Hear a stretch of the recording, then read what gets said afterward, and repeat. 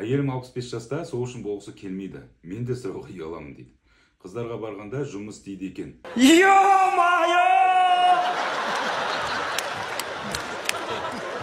Бірақ өте әлсіз дейді. 50-ге дейін көнсе екен, 50-ден кейін көнбесе екен дейді екенсің ғой. Осымен қоя салайыншы, асарымызды асадық, жасарымызды жасадық қой дейін десең, жабысып жүрген қыз келіншектер көп. Осыған не дейсіз дейді.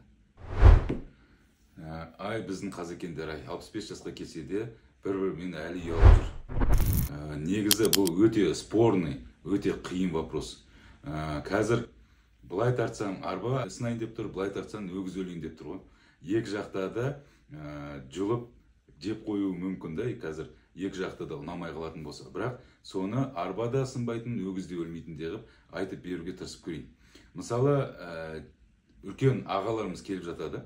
Кім осындай қыз келіншектерге барып жатады, солар өз-өздеріне қарап, киімдерін дұрыстап, анализдерін тапсырып тексеруге келіп жатады. Олар өте дұрыс, өйткені тексеріп келген кезде біраз проблемалар табылып жатады.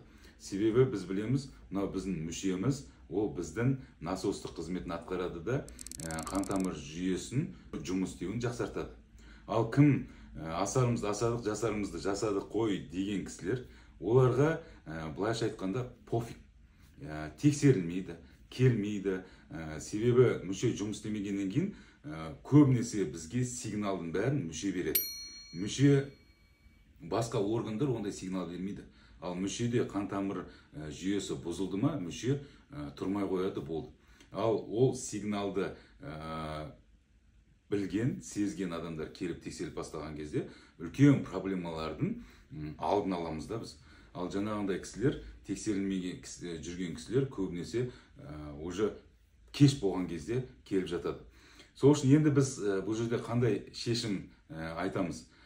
Енді әйел мен күйеуі үйленді, жас кезінде бәрі жақсы да, жасы ұлғайған кезде енді әйелі, қараңыз, сізде фишка бар да, еркек сізге жақындау керек, а сіз жақындатпай жатсыз. Не істеу керек сонда, еркек қалай ойлайсыз?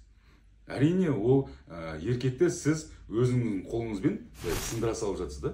Ол еркекте мысалы жұмыс істеп тұр, ол качественно қартайғысы келіп тұр, жыныстық қатынасқа түскісі келіп тұр, әлі желаниясы бар да. Егер сіз оның жаңағы желаниясын қолыңызбен үзе салғыңыз келіп тұрса, онда екінші әйел алып беріңіз, или басқа да бір іс әрекет жасаңыз. Бірақ сіз жоқ, мен желаниям жоқ деп біреудің желаниясын үзе салмайсыз ғой.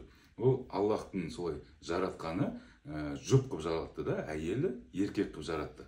Ал егер жоқ, күйеуім еш жаққа бармасын, мәңгі осы өмірде менімен өмір сүрсін десеңіз, онда, пожалуйста, еркектің де желаниясын қанағаттандыруға тырысыңыз.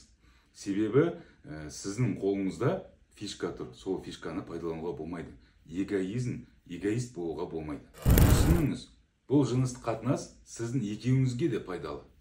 Тұрақты жыныстық қатынасқа түсу арқылы сіздер екеуіңіз де өздеріңіздің денсаулықтарыңызды жақсартасыздар. Сол үшін махаббаттарыңыз мәңгі болсын.